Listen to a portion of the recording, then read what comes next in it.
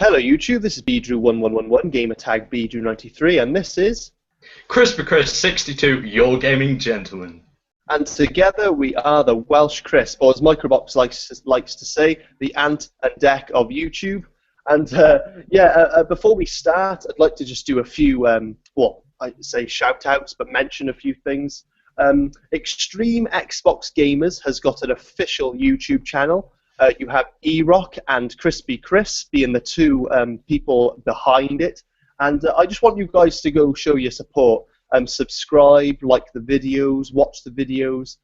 It's only just started recently, but go over there, watch it. It's got some good content already, and it's going to keep growing.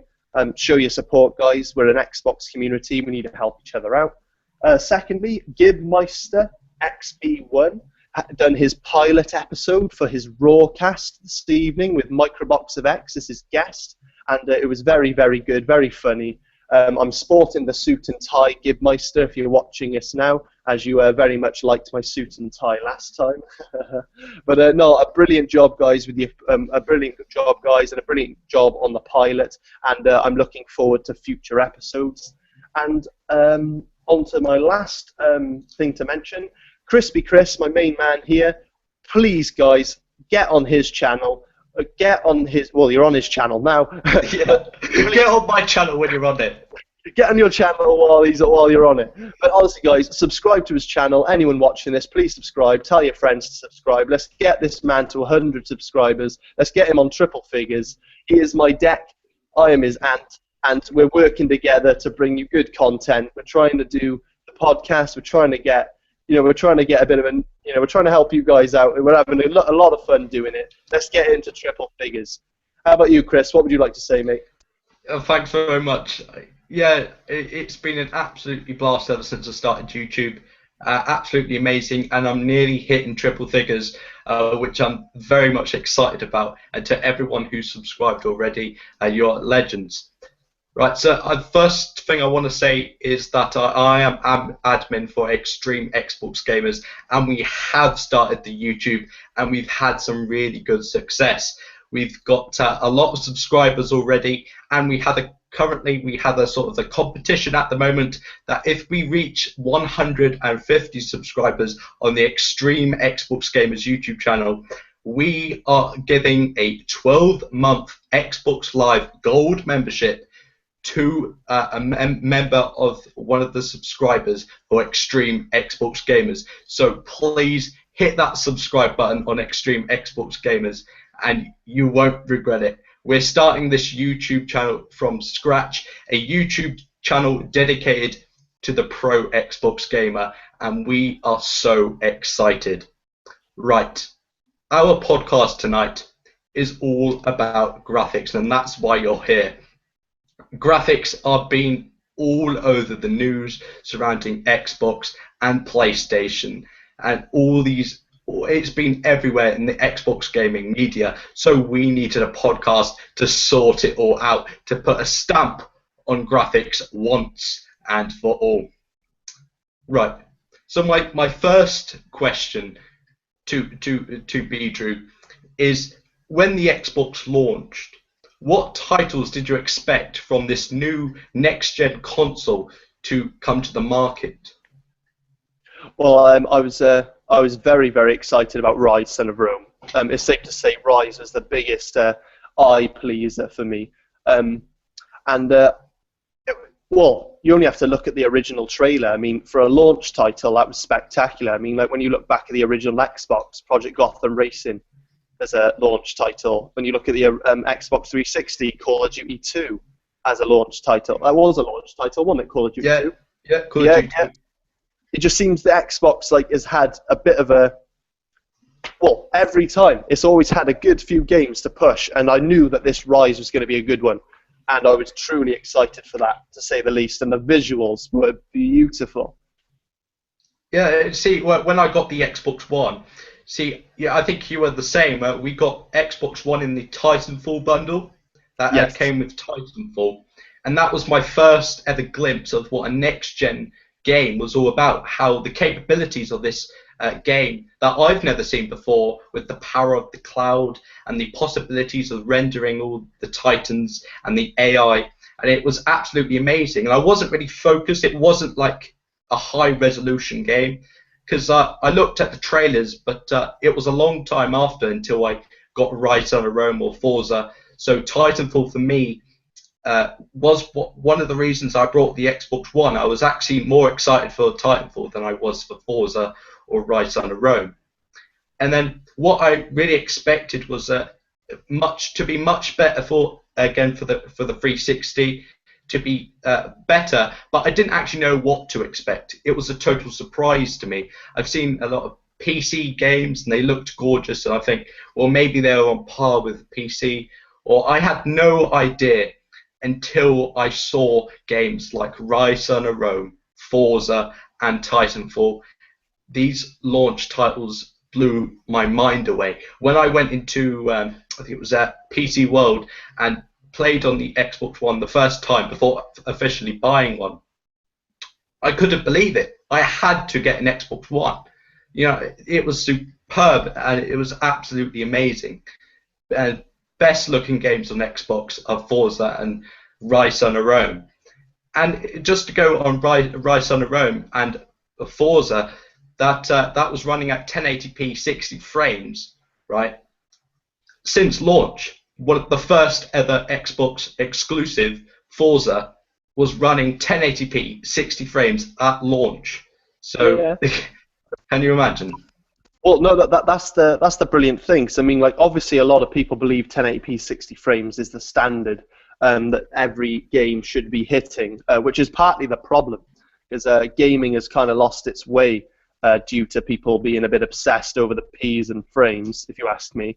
But still, like, we'll get to that, I'm sure, in the podcast ahead. But on Forza, it just shown what the capabilities were of the Xbox One straight away. And I mean, take aside the numbers to look at what a beautiful, beautiful display. I mean, it is like, bloody hell, if a kid walked in the room and didn't know any different, they'd think you were watching Top Gear or something like that.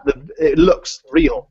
And then Rise of Rome, I mean, 900p, which kind of craps on anyone's logic about resolution anyway, because that's the best looking title to date. Well, the only contender at the moment is probably the Order 1886, and that's running at 800p. But my point being, what amazing visuals on a game that is, oh man, it really, really showed the standard we're going to be seeing on the Xbox One. And like I said, you had Project Gotham Racing on the original Xbox as a launch title, Call of Duty 2 on the 360, which was unbelievable when that first released, and I expected no different from any launch title that came on the Xbox One.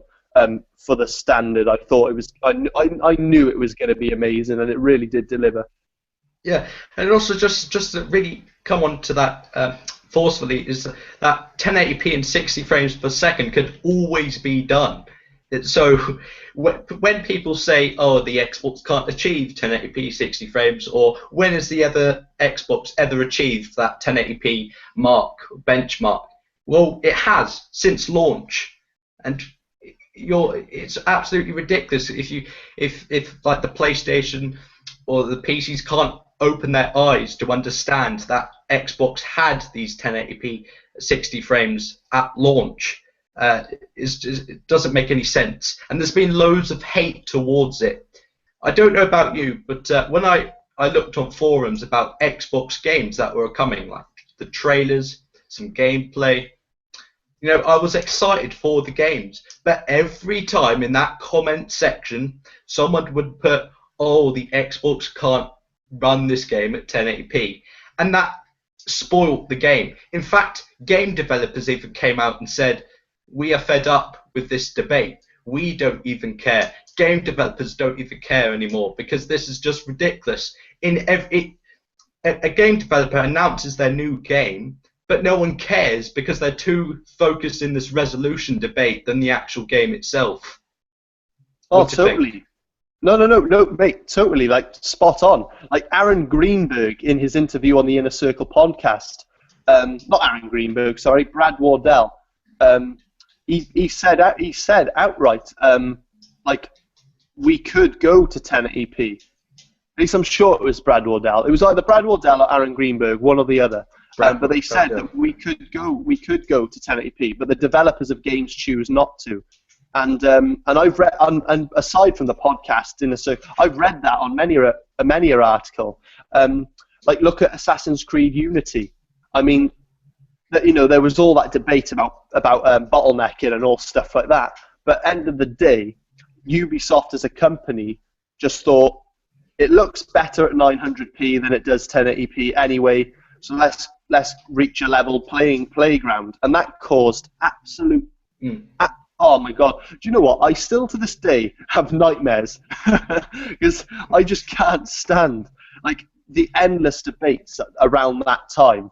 People saying they weren't going to buy the game just because it wasn't 1080p. People not happy because it was running at 900p, and it's like, listen to yourselves. Like, I've played Unity. I've got Assassin's Creed Unity. It is one of the most addictive, most fun, replayable, enjoyable games. One of the best purchases ever for me as a gamer.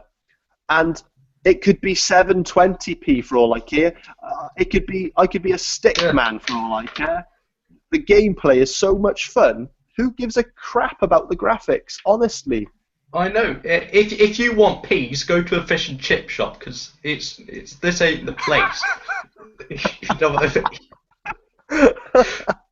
It's beyond a joke, even though I just made one. But it's ridiculous. Shocking. This is too much, eh? No, mate. Honestly, you're spot on. It's like I said in my video about the Nielsen survey. You had the #1 top reason for people to buy a PlayStation 4, according to this Nielsen survey, was better resolution. And straight away, I just thought, how is that a justifiable reason to purchase a console? If all you care about is resolution, then go to PC. But then again, resolution is not the main factor here. Like, when you buy a game, and at the end of the day, you want to have fun, graphics is not the be-all and end-all. No, it absolutely isn't. And what frustrates me more, and I've said this in my other videos, is that people believe that because we're maybe 100p short, we're not getting the same gameplay, or we're not enjoying the game as a PS4 owner would. And that's just not the case. I mean, I'm not going to my experience is not rubbish because I haven't got that 100p extra. You know what I mean? It's absolutely ridiculous. I mean, when has ever, like, Rise on a Rome 900p, and if that was 1080p, would my gameplay differ? I don't think it will. I really don't. What do you think? Well, there's a reason why the developers made that game 900p. Like, they've got the tools. They can make it 1080p, but like I've said in previous videos, graphics is a game of chess. You're given a specific amount of tools, you're given a deadline, you're given all the things needed to produce this game, and you as a developer have to code this game and make it look the best it has to. And like that video you showed me the other week, what was it called when they tested? When they made people guess from the screens? Oh yeah. GameSpot resolution debate, I think it was, or graphical debate by GameSpot. I'll link it in the description. Yeah, Chris will link it in the description, so go check it out after this. But that video basically proves that to the naked eye, you cannot differentiate the graphics between PC, Xbox, and PlayStation 4, because the naked eye can't distinguish graphics between like the 720p mark to like 1080p mark. You cannot distinguish. The only distinguishable argument here is frame rates, which we will get to frame rates, so don't worry. But as for resolution, hands-on, like 3 of the same screens with the same game, if you check out that video we'll put in the description, it is proof that graphics is just a number. It doesn't make any difference to the gameplay. Yeah, and also, because we're talking on Rise on a Rome, didn't they use the tool Unreal Engine 3, I think? But it is about these tools. I mean, the upcoming game, The Division, which that trailer and gameplay looked absolutely amazing. The detail in that game. I know. And I bet when that releases, it won't be 1080p. It'll probably be 900. But because they're using the Snowdrop engine, which does particle effects, makes more detail, you don't really need, the resolution is just a number in this case. It's the tool that you use. Oh no, totally. Like if that game, as long as that game has vibrancy, great picture quality, great colors, it's smooth, like, you know, keep a nice sturdy high frame rate, I couldn't care if it's 200p, as long as, like, because end of the day, even though that kind of contradicts what I've said about graphics is not the main component, it's the fun. But talking about graphics, seeing as that's what we're talking about, you know, if I had to critique this game for its graphics, I'm not worried about the Ps. Frankly, I don't care how many frames it's hitting. But as long as what I'm looking at is smooth, beautiful to look at, tasteful, attractive, I couldn't care what the numbers are. And that's basically that's in what you're saying. Like the tools, they got the tools, they'll make it work. They're going to make it look the best game it's going to look. And I have faith. But every game I've played so far has not disappointed me in terms of the visuals. Even like Rise Son of Rome. People might say, like, oh, you're not going to, like, well, PlayStation owners, more to the point, with all due respect to you fanboys, the vocal ones, not all of you, but the vocal ones who make this particular argument. Like, because it's 900p, you won't enjoy the game. It's going to be crap. Oh, keep your Rise. We don't want it. It's terrible. Just because it's 900p. And it's like, the game and the vision, the people behind those kind of comments have lost sight of what gaming is all about. Like Microbox, I got a note of it here, was saying that his son is a huge FIFA fan. Now, all my friends, a lot of my friends are big FIFA fans, and they thrive on the graphics of FIFA, assuming Microbox's son is like along those lines in terms of how fanatic he is about FIFA. Because my friends are like die-hard fans. They love the graphics. They love the motion control. They love what EA Sports have done with FIFA. And Microbox's son has said, at least that's what Microbox said on the Rawcast earlier, that his son prefers iDarb over FIFA for the fun element. And what does that say about graphics versus fun? Because that's what this is all about at the end of the day. Exactly. iDarb is like, or like Minecraft, all blocky, like sides. It's even less than that. It's less pixels than Minecraft is. It's 2D, yeah. So. And we're talking a FIFA fan here who, if he's a good, you know, if he's is obviously buying the game for the looks of it and the fun element of the FIFA game, and he's preferring iDarb, which is an indie title, free on the Xbox One, which is like cartoony little building block Lego characters, and he's preferring it. That in itself is just proof in my eyes. Yeah, and I was just saying, we're at this point now when I think many people would be asking that many gameplay is more important than the graphics. It always has been and always will be. No matter what you say, gameplay always comes first before graphics. And Bowen mentioned FIFA and also Assassin's Creed Unity, which have gameplay. They've had a massive franchise that has worked on this gameplay from beginning to end. Like FIFA has, what, we on FIFA 15 now? 15 games to get the gameplay right. And only when you have the gameplay right, then you bring in the graphics involved. And then it's a smoother and enjoyable experience. And that's what Assassin's Creed has done. They've got the gameplay right, and you've got the gameplay. So now add the textures. But here it is. I'm afraid I'm going to have to bring the Order 1886 back into this because it is the best graphical game to date, and I have to bring it in. But yeah, sorry, it's good that you did, because if you didn't, I was going to. It had to be said, so carry on. But just because you've got the Order 1886, one of the best looking games, that doesn't mean it is the best game. Maybe it's the best looking, but not the actual amazing game. See, what they did is that they did the textures and graphics first.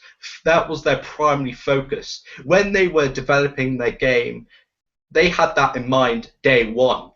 Rather than the gameplay, that never came until about at least months later. So they focused on this high, amazing looking game, the best it can possibly be in this generation, or tried to. But as we all know, both elements have to come together to make a perfect game. And you did not deliver that. It's shown on your low scores. I am afraid you have released what the IGN GameSpot released low scores on the Order 1886. Just because, sure, it looks good, but in the end, why people buy a game is so replayability, so people enjoy the game, so people have their gameplay mechanics. Sure, if they want something good to look at, you maybe want to consider, instead of making a game, maybe make a film. In fact, you probably could have had better scores and reviews, got your money back, if you made a movie rather than a game. Because in all fairness, gamers want to get that replayability factor. And the Order 86 did not get that. Sure, the developers probably put a lot of time and effort, and they probably were really proud of what they did. But it is a shame. It's a shame that you focused on too much on the graphics and not on the gameplay. And it shows, and it's showing, and I think that just really covers about the Order 86. Apart from, you said that Bowen, I think you said it was 800p. Now you may be thinking it can't be 800p. That doesn't make any sense. Well, here's the thing.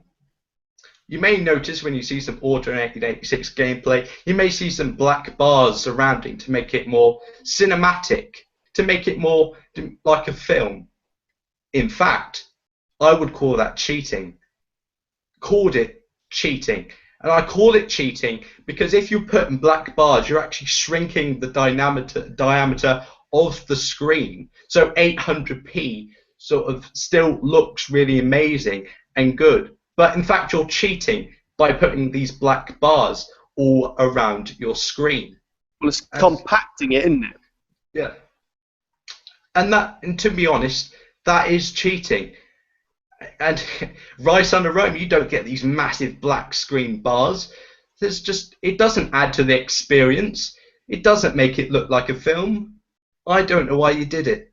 And I'm not a game developer. I don't know what your thoughts were. But I think you did make some bad decisions there. And also going on the Order 1886, that you set up the game as if you were going to do sequels. You already planned from day one that this was going to be a franchise. And that's what I absolutely hate about games. I know this podcast is all about graphics, but also about stop making your games to be sequels. Destiny. Just because you've made this game doesn't mean it's got to take off. I mean, just stop. Really, we don't want a game that automatically you're going to have sequels to. We want to see and play your game first before you decide if you're going to have a sequel or not. No, what do you think about that? No. Everything you've just said, I've been soaking it in, man. Everything you've said is spot on. From Order 1886 concentrating too much on their graphics, like in my answer to that, I think it should be 60-40, 70-30. It should be like 70-30, you work on the gameplay, master that, then you bring in the graphics. And that should always be key to making a game. Otherwise, you're just going to have another Order in 1886 every single time. And then what you just said then, just absolutely spot on. And the same with the film. It's like, if you wanted a cinematic game, you should have made a film. Because at the end of the day, it was 5 hours apparently, to go through the game, and 90% of it was cinematics, and it was just a bit of a letdown. And what was that last thing you just said? Sorry, just refresh. About sequels in games. Destiny was made to be a sequel, and so the Order 1886. But mate, but that's the thing. What you just said, that basically falls right back to the beginning of what you said about concentrating solely on cinematics and graphics, not gameplay. they've basically started this project knowing that they're going to make another game, so whatever, we've got the fun. But, that's the wrong mentality. They should put every single minute of their time, every hair on their head, every second, every breath of their in their lung into. They should put so much passion into the one game and let the public decide if it's worth a sequel or not, knowing that you've put your heart and soul and done everything you can to bring the best possible game that you could possibly make. And that goes for gameplay as well. And then that's it then and only then, make sequels and trilogies and go on further if it's a hit. I mean, Gears of War 1. I mean, I can't say this for certain, but I'm not sure if that actually. I don't think Cliff Brzezinski intended on making a trilogy. I'm almost the multiplayer was half-assed on Gears of War 1. He chucked that together in a couple of weeks, and the single player was his main focus, and it was such a huge hit that he went on to make more games. That's how it's done. Same with Halo Combat Evolved. I very much doubt they intended to make a 2, 3, and 4. And that shows in the gameplay, the fun you're having. They clearly put their heart and souls into it, and that's the difference. With the Order 1886, all I see was just, like Cliff Brzezinski put, a system justifier. They made that game to show off what the PS4 is capable of, and where credit is due, they did a fantastic job. The graphics were outstanding. It is quite simply, even at 800p, which again, craps on people's logic that 1080p is the be-all and end-all, but at 800p it delivered some of the best visuals that I've ever seen in a game. And in the end, what does Ready at Dawn, the people at Ready at Dawn that made the Order, have to show for it other than a game with the lowest scores that we've seen this year and a terrible gameplay? Yeah, it looks great. That means nothing. Yeah. Exactly. They've already made that game to make sequels, and mark my words, we'll see the Order 1887 or something. I don't know, but it'll be just weird. They've already made it up for sequels, and that's extremely annoying. And they did that with Destiny as well. It was like, oh look, I've paid for this amazing sort of game. Oh, but you're wanting me to buy that sequel, aren't you? And the other sequel. And it will go on for about 15 more sequels until I get my monies back. And it's just absolutely ridiculous. Like the FIFA franchise. Just, you have I saw Call of Duty, you've got that gameplay, but sometimes when you have loads and loads of sequels, it gets less and less and less and less. It's a shame, really. Right, going on to my next topic, which is about hardware and software. It has been a known fact, and it's a fact. I'm not sad to say it's a fact, but the PlayStation 4 is better on hardware than the Xbox One. But software-wise, the Xbox One is the better software for PlayStation. And now here's a bit of fact for you. The 360 had the same hardware since its first launch titles like Call of Duty 2 until its very end, like Grand Theft Auto 5 and Halo 4, yet using the same hardware. See, that doesn't make any sense. These two games are totally different in the way they look. But it's the software. The developers are using that software in order to reach that gap. And it's marvelous, and it just shows you that hardware is not the key here. Like, hardware may be important for PC in order to achieve that really high, gritty graphic core, whatever, NVIDIA, whatever. But the software is more important in these consoles, and it just shows that the software is going to last. Software can be improved, and the software is what developers work on in order to, and then layer onto the hardware. And Sony has always been a hardware company, that is a fact, but Microsoft, as we all know, is a software company, the best software company. It's on PCs, it's on phones, tablets, every device you can think of, it's probably got Microsoft on it, and it's always been aiming for software. And I have a. Can I just butt in a second, Chris? Yeah. Microbox, spot on when he said this. Hardware, it don't matter unless you have the people to code and write for that hardware, and that's why Microsoft will always come out. Well, I don't, famous last words, but that's why the Xbox 360 just done as well as it did with such outdated hardware, because you still had the people behind it writing these games and squeezing the very last drops of juice, as Microbox likes to put it. He even said it in the Rawcast earlier, out of that console. And we are definitely going to see the same thing happen with the Xbox One. Yes, okay, the hardware's not as good as the PS4 by minuscule amounts. But then the PS3 was miles ahead of the 360. And look what happened. The 360, well, it never looked like it was falling behind, that's for sure. If anything, it was taking leaps forward. But carry on, Chris. Sorry, mate. Yeah, and to be more specific, that PlayStation 4 has the better GPU graphical processor in order to, I think DDR5 is what the PlayStation has, rather than DDR. I'm not sure what it actually means, but DDR3 is what the Xbox One has, which is 2 less than the PlayStation in terms of hardware we're talking about here. And that is the difference, basically, just like 2 less. Xbox has DDR3 and PlayStation has DDR5. And basically what that really means is the GPU, and also to achieve that high resolution games, the 1080p, and PlayStation 4, that is helping it to achieve those levels.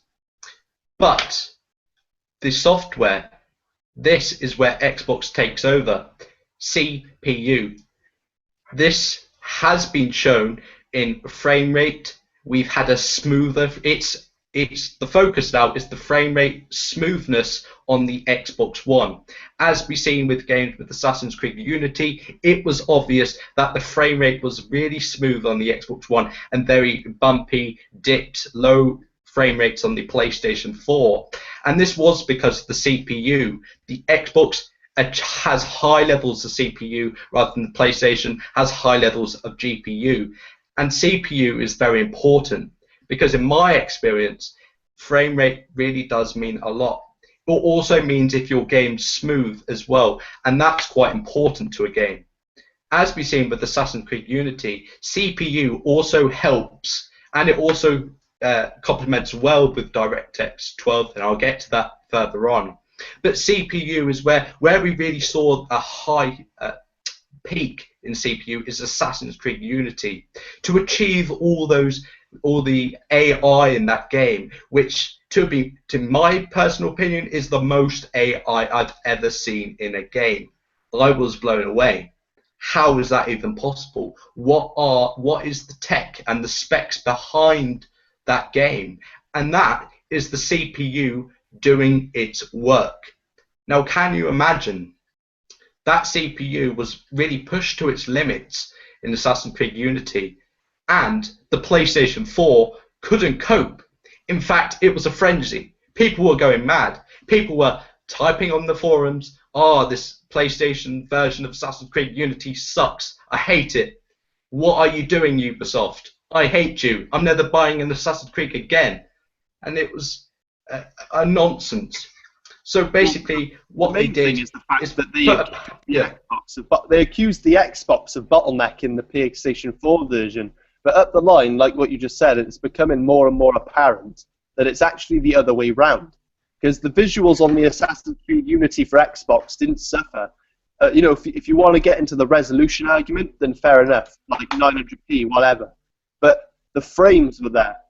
And that goes for Call of Duty Advanced Warfare as well. They're the 2 games that I can vouch for completely because of Digital Foundry. But the frame rates are a lot higher and stay a lot higher on the Xbox version. And the PlayStation 4 suffers. It did definitely concentrate far too much on resolution. Frame rates are not there. They're not as stable. They're not. They aren't. It's pointless denying it. They are not as stable. I'm not saying that they haven't reached 60 frames in certain games. Of course they have. But in some multi-platform games where it does kind of matter most, and where they're the first ones to argue the top about frame rates and graphics and resolution, and they've got to take a look at the mirror. Again, just to rope in all the six. They go on and on and on about 1080p, but we haven't heard a word about this 800p. We haven't heard anything to Ready at Dawn about this 800p. It's double standard. They have to like take a look in the mirror. I know, absolutely. Sometimes it is absolutely shocking. And going on to about what would improve, as we saw 2 days ago was GDC with Xbox's Microsoft conference event, and with Phil Spencer, and we both did videos about this, recapping the event and how it was mostly aimed at game developers, and of course we knew it was going to be aimed at game developers, but it also helps us because we now know what the Xbox is going to be capable with this new DirectX 12. And some recent news Phil Spencer said, and I was going to state as his exact words, were a 50% improvement with the CPU, right, 50% on top of the Xbox One's amazing CPU already with DirectX 12, and a shock surprise, we wasn't expecting this, but a 20% in the GPU, which he totes there's going to be a ton of more performance with DirectX 12. And he also stated that the first game to be implemented DirectX 12 is Fable Legends. Well, I was blown away by him standing up on that stage from the point where he said that year 2000, 15 years ago to that day, they unveiled the Xbox original, to where he started talking about Xbox Live. But what we all wanted to hear, guys, and like Chris just said, was DirectX 12. And I've got all my notes here from my GDC video. We saw a few cool things, but when he came out and said about the 50% CPU boost, because if you remember rightly, Brad Wardell was very open in saying that we will see a 300 to 500% CPU optimization at some point. Now, I wasn't expecting to see 300 to 500% straight off the bat. Frankly, I don't think we'll see that for a number of years, just as an estimation. But for Phil Spencer, the man himself, to already say that they're utilizing DirectX 12 and they're already seeing not only a 50% CPU increase, which is incredible. Like, that is a lot. That is a lot. Even 10% is a lot. So 50%, that is a lot. But we're seeing 20% GPU as well. So, which is going to close the gap, isn't it? Oh, mate, totally close the gap. But also, it just goes to show that the Xbox One is bound by its like the hardware is there, but it's been bound. It's more than likely, even if people don't want to admit it under the Microsoft, in Microsoft, it's likely that it was released 12 months too early, like Microbox tends to say. Yeah, and, they said that. And it's beginning to show. It's beginning to show more and more now, because we're starting to see little glimpses of where it's going. Like this DirectX 12, like Unreal Engine 4 now, Unreal Engine 4 with DirectX 12 was showing a trailer for Unreal Tournament, and my God, it looked incredible. And the tech demo they shown looks incredible. It's just starting to prove that, because we're only using 6 of 8 CPU cores, and we're starting to see. I know the 7th one has been freed up, and I believe we're going to see the 8th one freed up. And I think that's when we're going to start seeing 300 to 500% CPU. But for the moment, we are seeing a 50% increase CPU, 20% GPU, and that is incredible. Yeah, just to add on that what Microsoft said, Microbox said about that the Xbox launched way too early, and I do think when this debate came in about a couple of months after the Xbox One launched about the frame rates, and I bet they all sat down at a table, and I have a feeling that the DirectX 12 wasn't actually meant to even come to the Xbox One for a years ahead.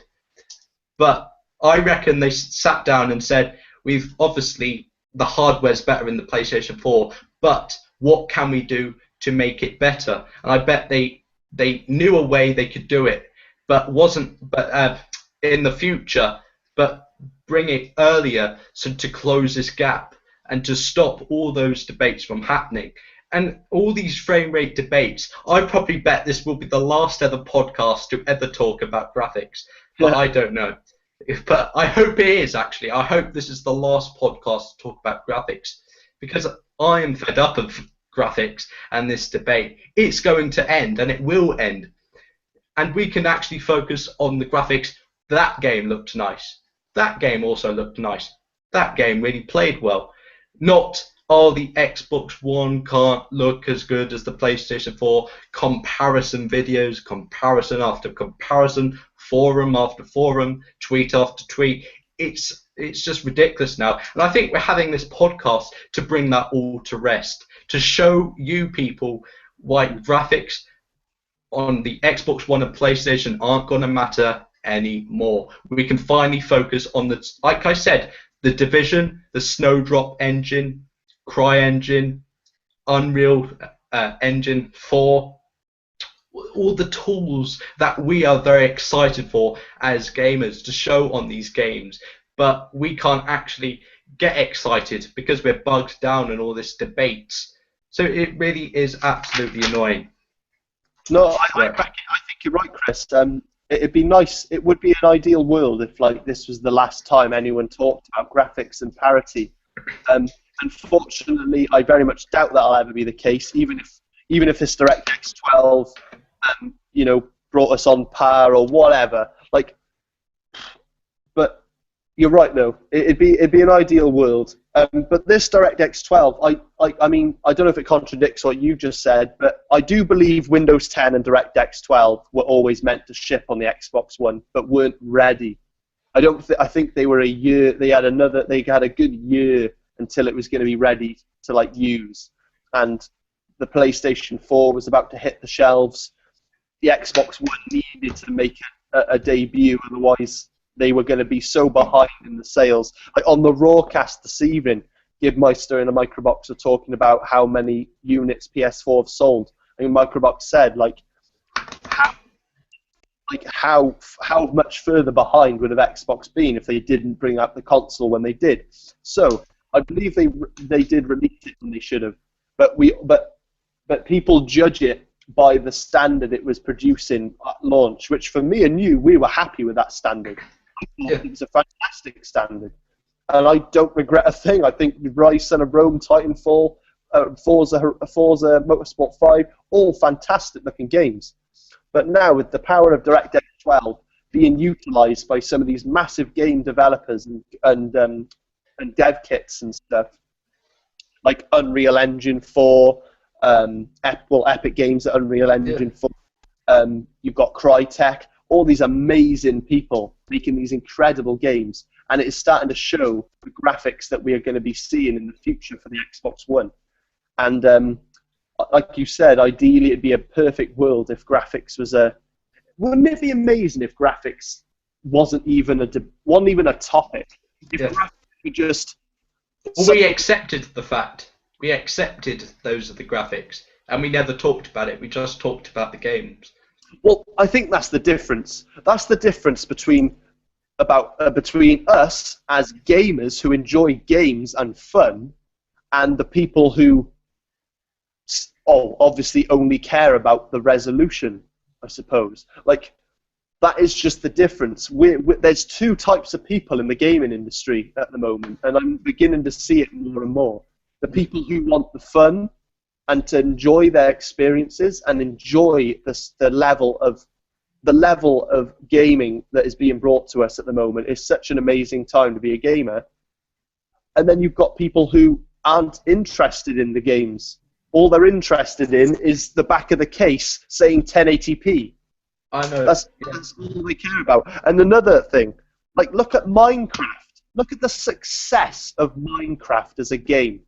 And do you think at all that the person who made that game was concentrating on the graphics? Absolutely not. And look at the success rate. People all across the globe, all ages, are playing that game. I know. I know you feel. It's so much fun. Replay value. Like, it says it all. Yeah, and I've just written a little thing about, and this is really sort of serious now, and I think we may just sort of end what we were just a little bit talking about, and that is the fun factor in games. And when Bowen said there's two different types of people, the ones that care about the gameplay, ones that care about the graphics. And now this is a topic which is about graphics versus fun factor. Do we like? Are graphics spoiling them how much fun we are having in a game?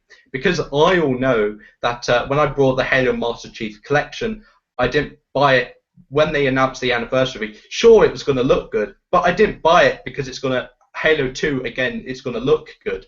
I brought it because I know that Halo 2 was absolutely amazing gameplay-wise. Right, and I absolutely have a lot of fun playing Halo 2, Halo 3, Halo 1, Combat Evolved, and that I was looking forward to Halo Master Chief Collection, really having fun.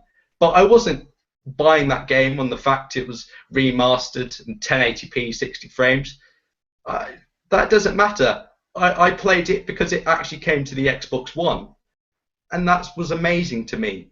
And some people don't realise this. You know what I mean? That's the thing. No, totally. That's the thing. The people behind the Master Chief Collection at 343, it's kind of something that I've always wondered, actually, and I'm glad you brought it up. Like, take Halo 2 Anniversary, like of the out of the 4 games on that disc. Take that. People, like lots and lots and lots of people would have bought that game, even if it didn't have the anniversary treatment with all the graphics. That's the thing. That's the difference between a gamer and a resolution whore. Because, end of the day, they all, in my opinion, I think that they were trying to broaden their audience, like to renew the graphics, make it look fantastic. So then you had the other type of gamer come in to play it as well. Because there are some people out there, and this is why indies get such a bad reputation in the gaming community nowadays, because like there are gamers that just want to play for fun and I know plenty of people who would have bought Halo 2 Anniversary even if there was no good graphics, if it was still the old graphics. But then there's people who would look at it and be like, that's not a new gen title. What are you doing? Just because it doesn't look good. And that's why indies get a lot of, like as Gibmeister said, a lot of flack, because people aren't interested in indies anymore, unfortunately. Even I am, personally. I love indies. Like, yeah. See, there's an indie title coming on the 11th of March, which piqued my interest, and that's Ori and the Blind Forest, which I would count as an indie. And see, that's sort of well, it's a gorgeous game as well, but yeah, people don't play it. Okay, I think this is a good thing to say, though, Chris. Seeing as we're on the topic fun versus graphics, which me and Chris both agree is a great topic to talk about, and I'm glad we're on this topic. But I think what would be the best way to get the best out of this particular topic is for us to ask one another what our favourite game is that doesn't visually look very good, and why we love that game. Would you like to start, Chris? No, can you stop, please? No. Like destroy. Yeah. Okay. Destroy All Humans on the original Xbox. That game, because that game is backwards compatible with the 360, and I've still got my 360. And it was I think it was about 4 months ago, I played Destroy All Humans again, and I was having really fun with it. I really loved the concept. It had happy memories for me. And I never focused on the graphics. You know what I mean? It's Destroy All Humans, where you get to play as an alien and a UFO destroying buildings and cars and levitating, teleporting. A supremely fun mechanic game. And and it was really nice to go back and I want to play all these old games that I may have never played before, but I'm not going to hold back just because they aren't looked good. You know No, what I mean?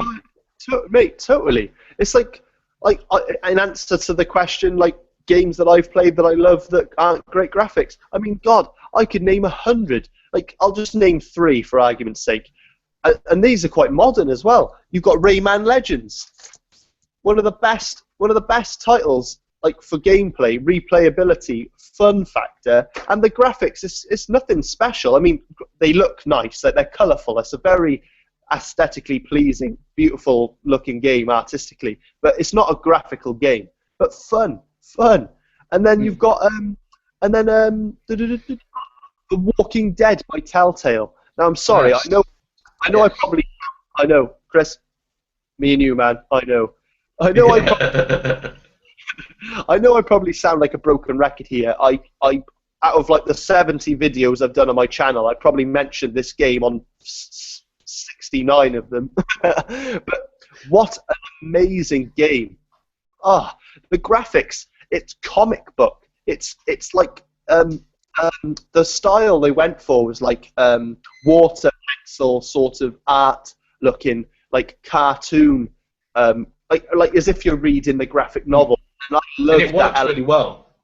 It worked fantastically. Frankly, I don't think the game would have been as good as it was if it looked like the Order 1886, for example. It wouldn't have been. I don't think it would have had that same effect on me as it did the way it looked as it was. And as for replayability, I must have played the first Walking Dead season 1 about 10 times, trying the different avenues, different choices. Replayability, that is what I'm talking about. And then you've got like Destroy All Humans. I played Destroy All Humans as well. Just less is more. Like, these games developers really should like listen to our podcast and just believe us when we say that real gamers are not worried about graphics. Believe me. Like, as long as the game is fun. In terms of fun versus games, I'm all about fun. Fun versus graphics. Sorry, I'm all about the fun. I had to dig this up, but just in case you didn't know what Destroy Humans was, here it goes in all its full glory. One of the best games I've ever played. I've kept it, and I don't even own an Xbox original for about 5 years. Look at that. Mate, that's an incredible game, and I particularly love the part when you used to levitate like with the spaceship and like throw them away and stuff like that. I used to love that. But like again, just proves our point. And there's so many titles like this, guys. There's Crash Bandicoot, Donkey Kong, there's Mario, there's Zelda, Rayman, Ori and the Blind Forest. A mixture of old and new games. So many great titles. If they brought back as indies, are you really not going to play them 1080p, 60 frames per second? If you're the type of person that would let yourself experience these games just because it isn't hit at 1080p, 60 frames per second, and looks like a cinematic film all the time, then you're letting yourself down as a gamer. You're really ruining your own experience. You're not letting yourself experience good games. Yeah, but there is a topic that I don't think I've really talked about, and I do actually see a difference in the resolution in one game, and only in one game, and that is Battlefield 4, right? You played the Battlefield Hardline beta, and that was running at 720p, but it still looked good, right? Yeah, but very good. But the problem is, I can see, and you played the Halo 5 beta, right? They both looked really good, but it still had what is a main problem is anti-aliasing, if I get that correct. Basically, yeah, that's right. Where you get jagged lines, right? It isn't quite smooth. You get some sort of shaky lines. And Battlefield 4, I can really see that. And they haven't fixed it since. And that got really quite annoyed me because it's really quite an easy thing to fix. And yet, well, because that game was on 360 and just really a port to the Xbox One, so they didn't really fix that. And I know that Battlefield Hardline they'll fix it, but that is a really annoying thing about anti-aliasing. Anti-alias. No, but Aliasing. Aliasing. That's it. Anti-aliasing. That's the one. But that's the thing, though. That's what you kind of got. You kind of got to take the rough with the smooth when they bring games from the 360. That's why I can't wait for a day when they stop making games for the last gen consoles, because it was the same with Black Flag. I mean, I like my mate Z Blue Dragon Z, with his Xbox One, he got a digital code for Black Flag and Unity, and I remember, and the day he got his Xbox, we went over, downloaded the games to his console, and then we ended up playing on them. And we went on both of them because we were curious. And Unity looked crisp as anything, as you can imagine, as you already know. And Black Flag looked it looked good, looked fantastic. But putting it next to Unity, you could tell it was an older game. Now, that's not to say it looked bad, but my point entirely is just, with this anti-alias and stuff, you've got to take into account that, like, you've been playing on the Xbox One, which is pumping out these really, really advanced graphics, and then you're looking at a game that has been pulled up from the old gen, and you're sort of in the middle, where you're not quite old gen, but you're not quite new gen, and the anti-aliasing is not up to par. And see, I just want to say, we played the Battlefield Hardline beta, and I was a bit annoyed because when I played the Battlefield 4, I was seeing the exact same anti-aliasing, or aliasing, whatever it is. I'll look it up in the dictionary, but that doesn't matter. What matters is the fact Battlefield 4 still had the same AA as Battlefield Hardline, and yet Battlefield Hardline's coming for the 360 and PS3, so I'm seeing a similarity. Oh. You're stealing my stammer, Chris. Wait, Right. We're seeing the same on Battlefield 4 and Battlefield Hardline, but to be honest, the reason for that is because they're on 360 and PS3, rather than games built for Xbox One, built for PlayStation 4, don't have that. And also, AA is the developer's choice. They decide whether to fix that, to improve that, and it's not the Xbox One or the PS4. It's their choice if they want to do that. Oh yeah, like anything like that, really. That's down to the game. That's down to the people behind that game. You can't blame the console. You know, the hardware is what it is. Like, you know. Right. Shall we? Our next topic. Next topic. It's not going to be focusing on the Xbox One or PlayStation 4. Some people may not be realizing this, but have you ever checked your TV settings? Have you? Had you really? Because have you? About probably 60% of you have not even changed your TV settings. You may be looking at your Xbox One and saying, "Oh, why is it all rubbish? Oh, it's not playing so good." Well, change your TV settings, and I guarantee you see a difference, right? Normally, if you change the settings of your TV, you'll improve how you look. See, what annoys me is when people buy their Xbox One, when people buy their PS4, Wii console of choice, they just buy it with their new flat screen 80-inch TV 4K resolution, but they just plug it in and start playing. Adjust the settings to the maximum. That's what you should do when you first plug in your Xbox One, is change the settings on your TV. And that's what it advises you to do.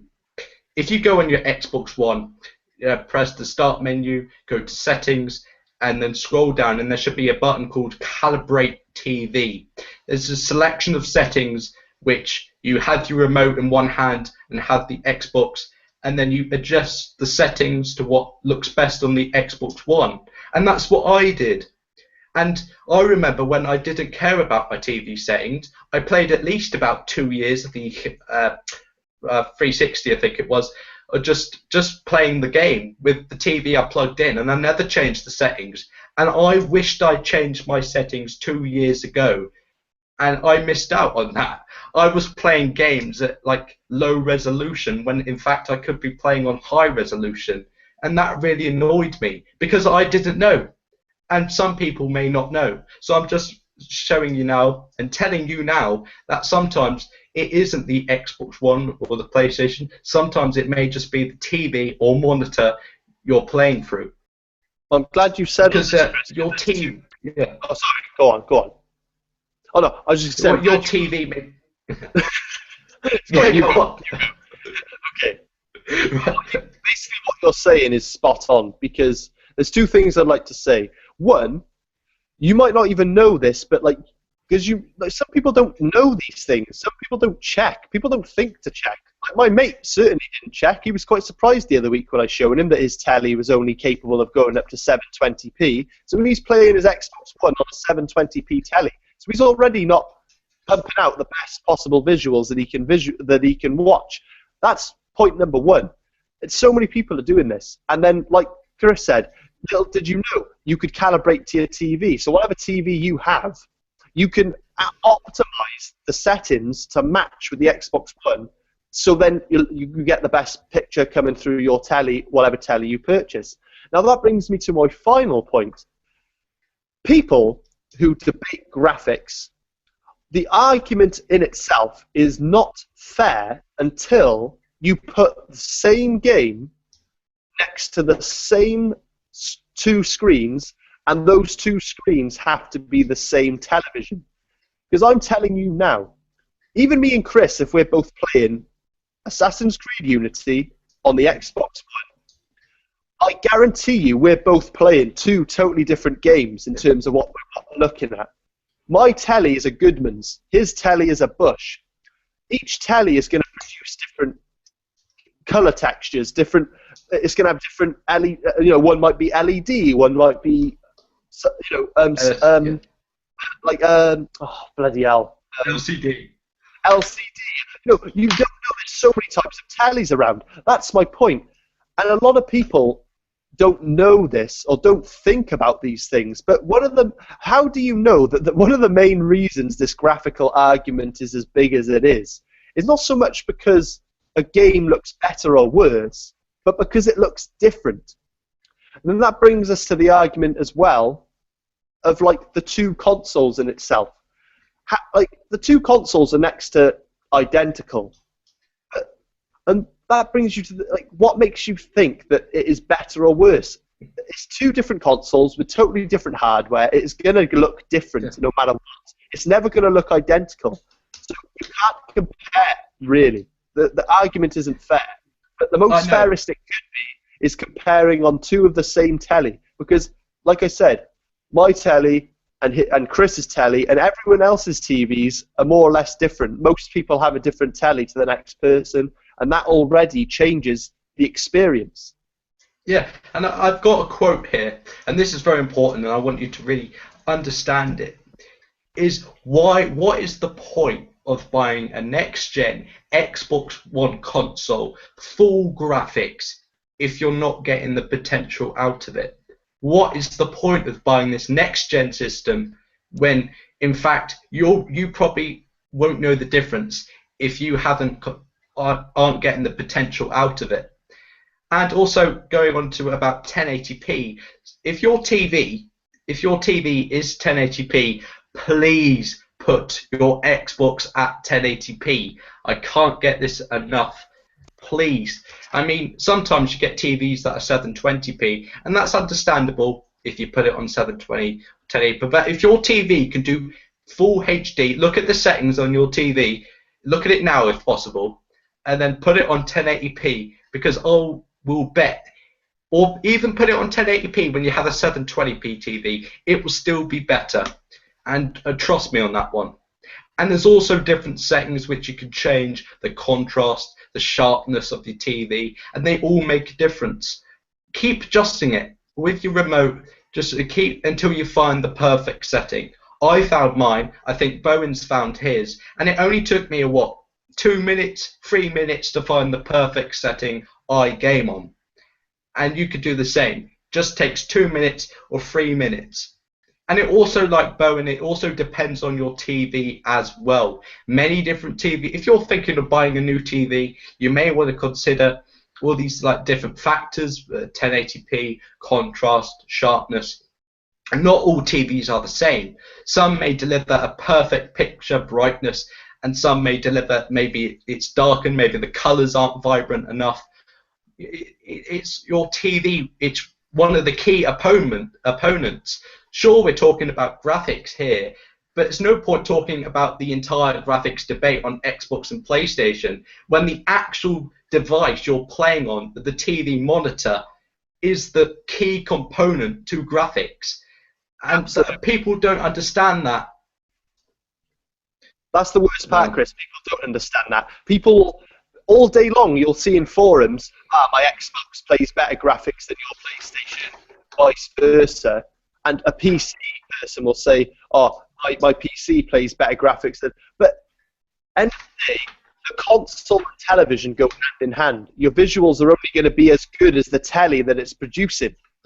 Like, you know, if I put my Xbox One on a friggin' black and white box telly from the bloody 1980s, I can assure you it will not be as good as the telly I'm using now. So the argument isn't there. The argument isn't there, and you've got to think about these things. Like, and it's down to the individual as well. Like, the way I like to play my games, how I like the settings, my needs, could be totally different to the next person. And how can I tell him that the graphics on my telly are better when to him, the way he might want his TV settings and the telly he's chosen, the settings he's chosen and changed to his preference, how can I say which is better? End of the day, graphics as a topic is really down to the individual as well. And like Chris said, these sort of things that people don't factor in, it's ridiculous. Yeah. Like my mate, Zebra Dragon Z, again, the one that we played Assassin's Creed Unity, he was playing his Xbox One. I was over his the other week when he was back from uni, and he was playing his Xbox One on his old Goodman's telly, an older model to mine.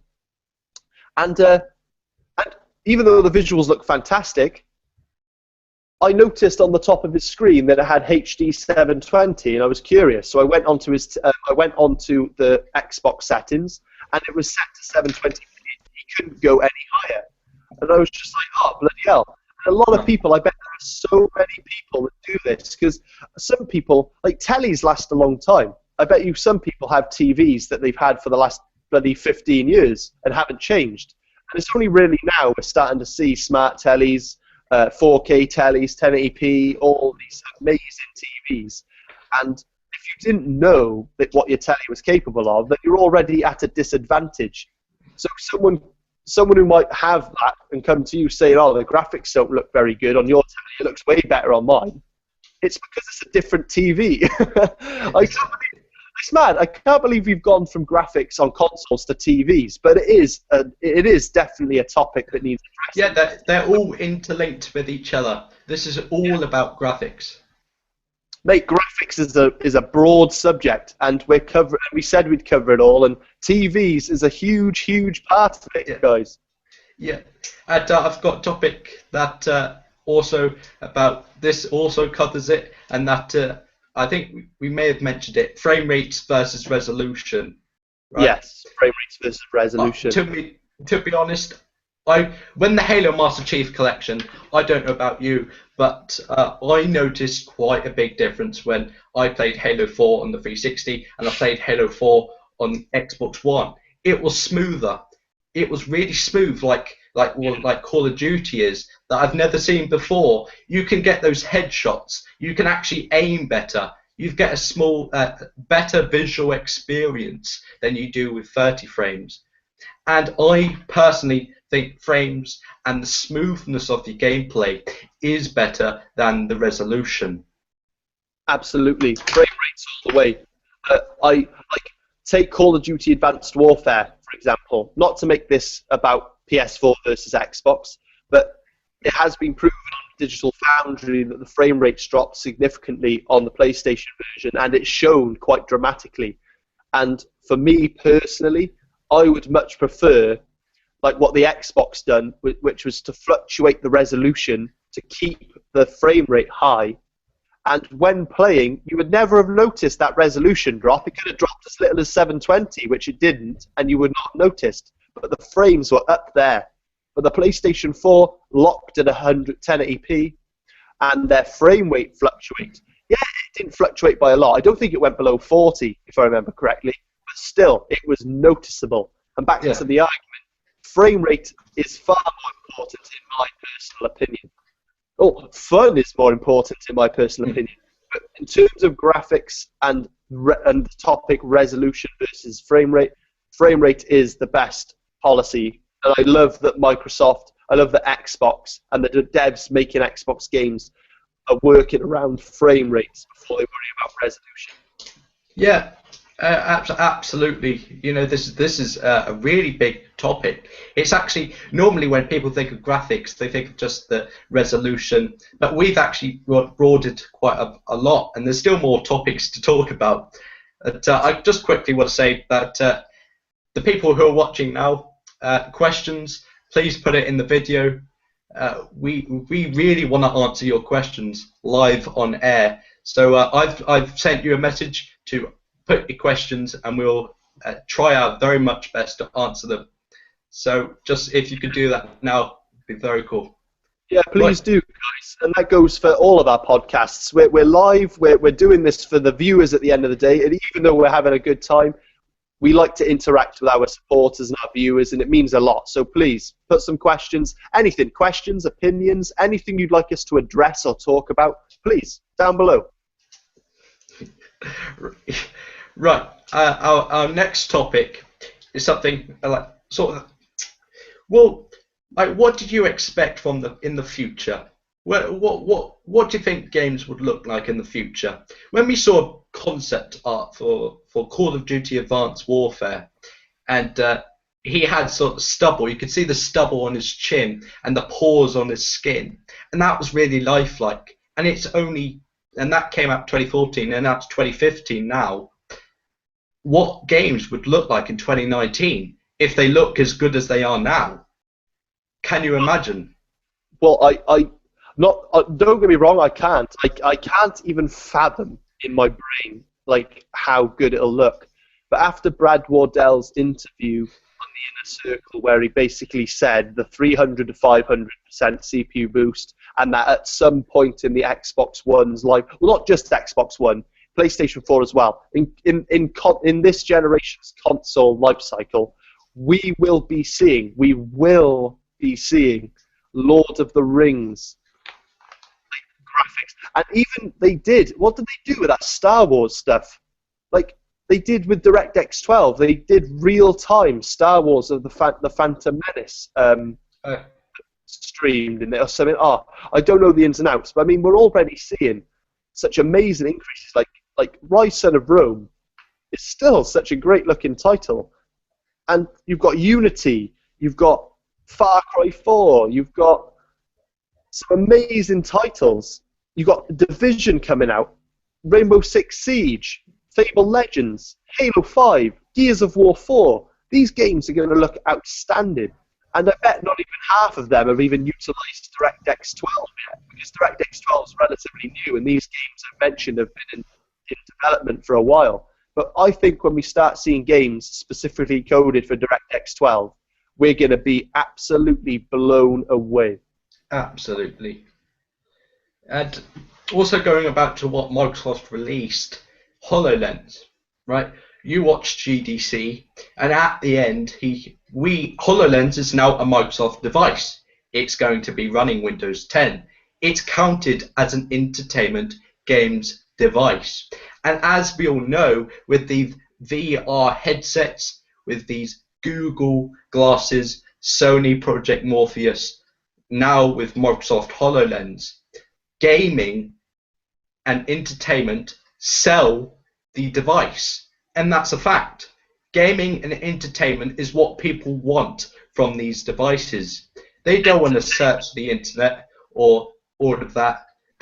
Gaming and entertainment is going to sell the HoloLens and all the other features. If they stick with just Skype call or Microsoft Office, it's not going to sell. So gaming and entertainment has to be the primary focus of HoloLens. And Phil Spencer did come out and say that HoloLens is gaming and entertainment is going to be the HoloLens's focus. And that's really good. And that just shows you what the future may hold. And also going back to TVs, this is a long shot, but can you imagine if we didn't need TVs? Can you imagine if graphics wasn't actually a thing? If resolution didn't matter because everyone was gaming on the same screen? Now that is a thought, and I think in the future, 2025 or something, we would all be gaming on the exact same glasses using one device, and that would be absolutely amazing. That is the future now. I know that back in 1980 with Back to the Future they thought 2015 had hover cars and hoverboards, but that is my prediction. And when 2025 comes, we'll just have to wait and see. But it's the possibilities with graphics, the engines, the Unreal Tournament, and all these amazing graphics. When they come together, we're going to see some amazing games. We're going to see games that blend film with blend games, but not the order 1886 way, but sort of has that gameplay and has that amazing graphics coming together to form as one. And I cannot wait for the future. The future is going to look good, and the future is HoloLens and Microsoft.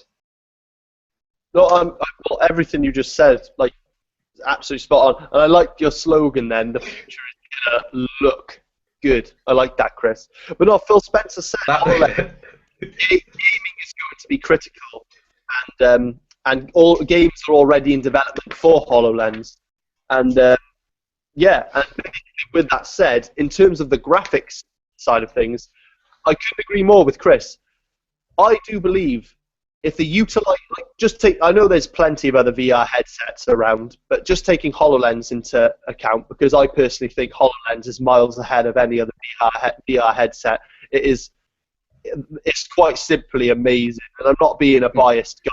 I'm not going to say Project Morpheus doesn't look impressive, the Google glasses, or any of the others. There's quite a few now. I'm not saying that they don't look good, but this HoloLens looks simply amazing, and simply it looks like future of today, as they say. And like Chris said, I think we're going to see, if they can utilize gaming to its absolute most, I really do imagine a time where there is no telly. Like, I know we just spoke about half an hour convincing you to like make sure you utilize your TV, because it's just as important, if not more important, than the console itself. But HoloLens could be quite an interesting tool in terms of the gaming universe. Like, imagine you're playing Halo Master Chief Collection or Halo 6, future game. Yeah. With HoloLens, you are the Master Chief. You are everything you're seeing in these glasses. You're in Master Chief's helmet. You are Master Chief. You look left, you look right, up, down, with controller in hand to control the movement.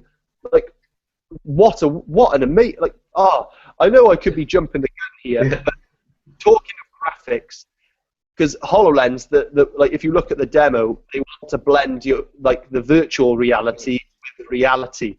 So imagine if graphics wasn't a debate, because there was no graphics, like Chris said, and real life was your graphics, like holographic images in your real world, as it may. Exactly. The possibilities are absolutely endless, and I cannot wait. I think we'll have to save up together to buy one of these HoloLens. But it'll be absolutely. We'll be doing our next podcast wearing the HoloLens. I've already got my HoloLens, Chris.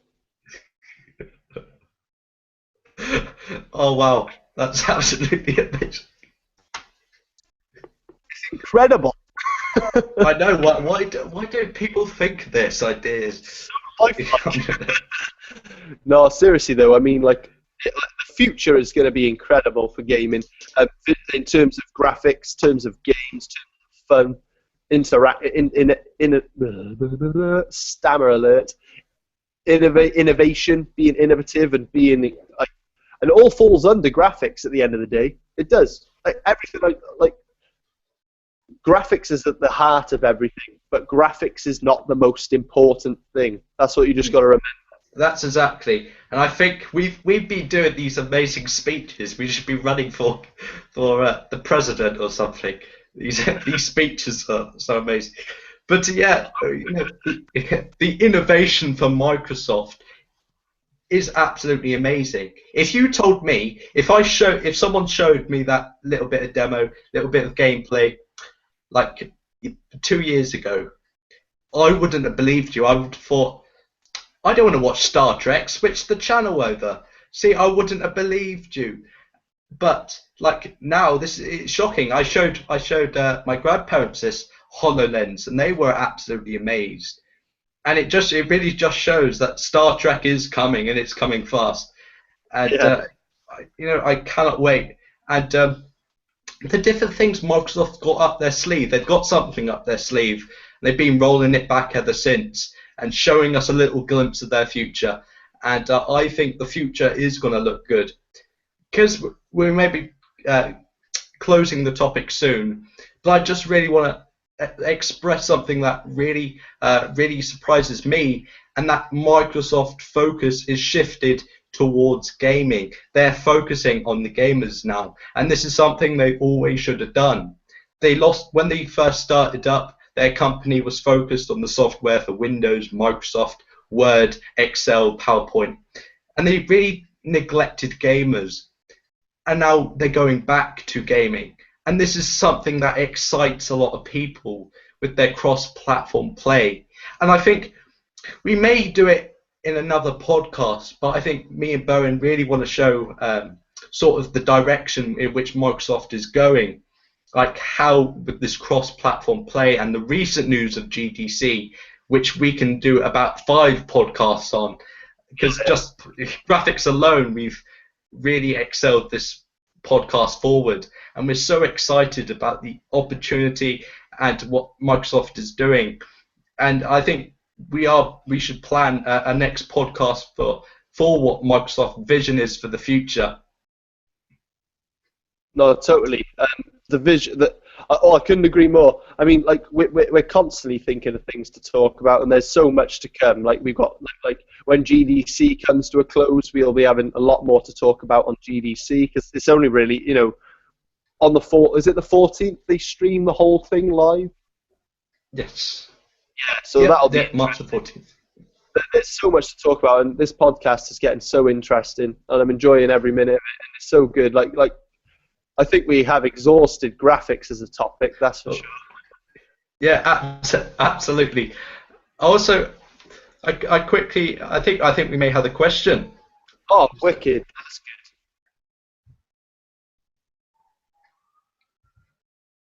That's good. I asked Give Meister. I know you're watching. I know you are smirking for what comment you have done.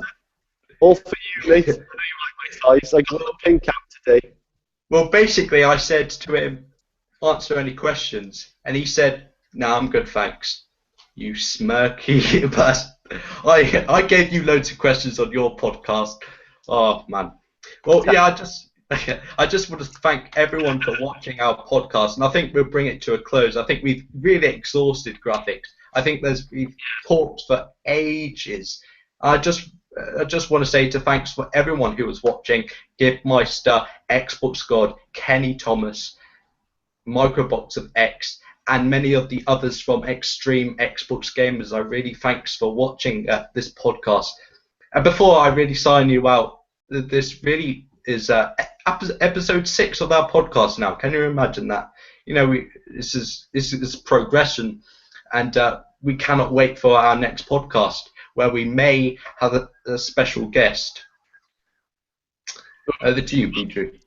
No. Thank you, Chris. I appreciate that. I'd just like to say a quick thank you to Microbox and Gibmeister for the mention in their podcast, basically calling me and Chris the Ant and Dec of YouTube. And we do hope to grow and get bigger. Like even today, Microbox was showing off, sporting his new We Game Here shirt. It is mine and Chris's common goal to be part of We Game Here. Have our own shirt, the Welsh and Chris podcast shirt. Welsh and Chris podcast shirt with a We Game Here, man. Honestly, that'll be the day. It is a goal we strive towards, and it's because of people like you, Microbox and Gibmeister.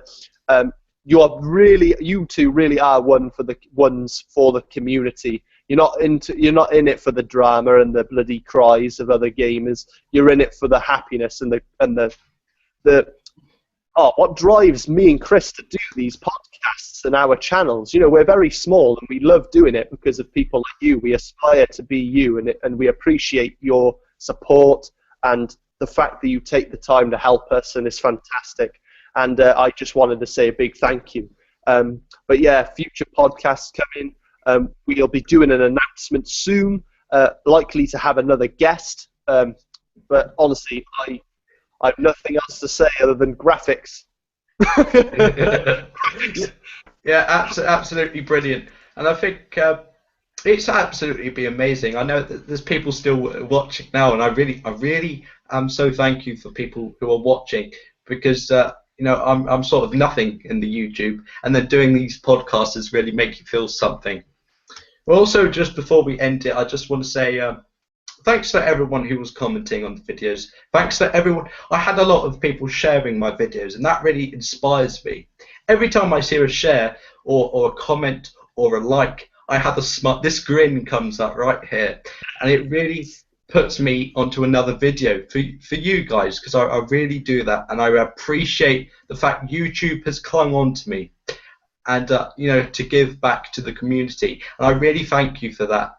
I also think if you go on my video, I really appreciate your comments. I think I've replied to every single one of your comments, because it really means a lot to me, and I know it means a lot to Bedrew, because we put a lot of effort and time into our videos, and to just see people appreciate that is really puts your smile on your face, really makes you want to keep going, because there are been times where I thought, what is the point?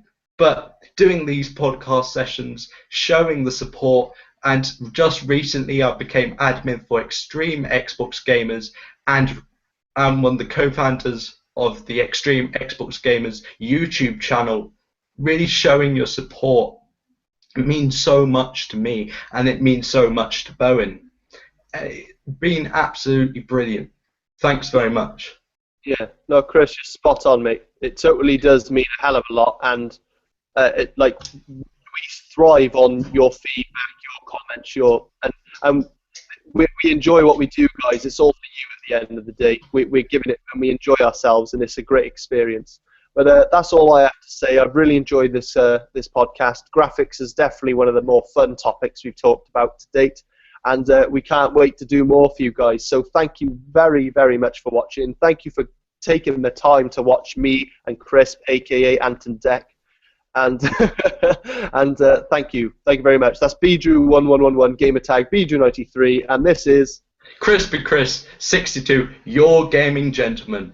Thank you for watching our episode 6 of the Welsh Chris podcast. Thanks so much. Ta-da!